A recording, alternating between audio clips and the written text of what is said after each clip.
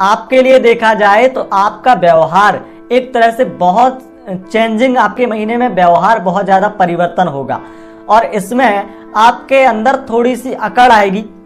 15 के बाद में ये स्थितियां ज़्यादा बनेंगी, थोड़ी अकड़ जैसा व्यवहार हो जाएगा और अकड़ का व्यवहार जो होगा उसे आपको संभालना होगा।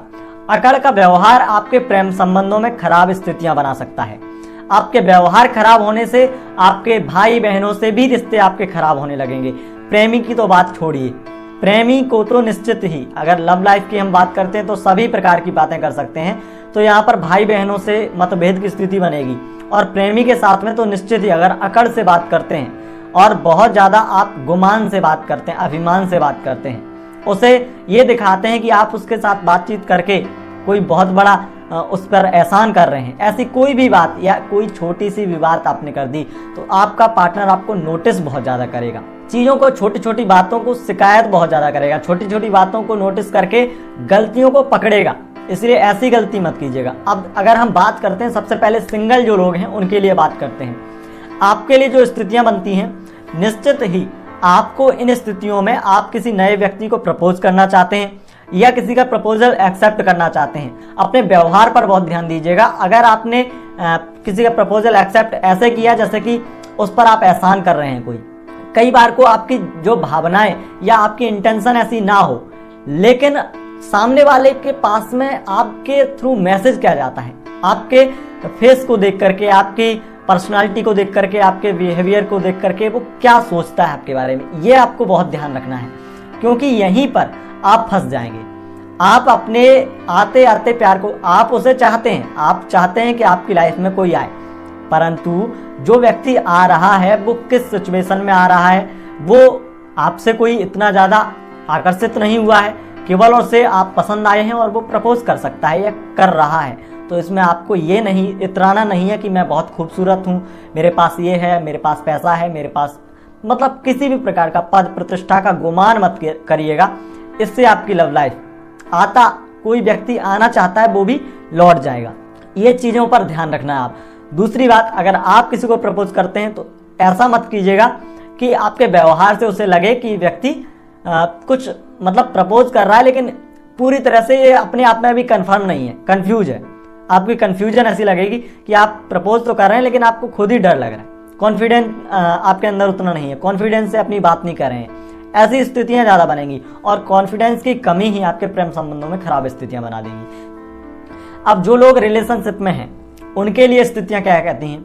देखिए, आपके लिए तो प्रेम संबंध काफ़ी अच्छे रहेंगे और वो भी जो स्थितियां खासकर जो अच्छी रहेंगी वो 15 तक रहेंगी।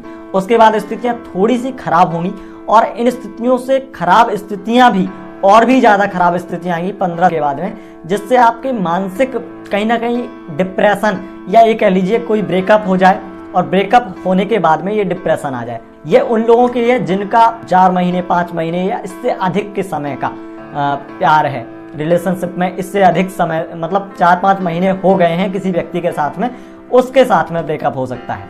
और कई आपको ऐसा लग सकता है कि आपके जो ब्रेकअप का कारण है वो कहीं ना कहीं चीज़ों की गलतफहमियां भी बन सकती हैं, गलतफहमियों की वजह से भी हो सकता है। दूसरी जो खास वजह होती है कि कोई तीसरा व्यक्ति आपसे सुंदर या आपसे ज़्यादा प्रभावशाली व्यक्ति उनकी लाइफ में आ चुका था, आ चुका है नहीं, आएगा नहीं, आ चुका था, लेकिन वो धीरे धीरे धीरे धीरे आपको पूरी तरह से एकदम से नहीं निकालना चाह रहे थे, आपके दिल को भी नहीं ठेस पहुंचाना चाह रहे थे, लेकिन वो चाहते थे कि आप उनसे अलग हो जाएं।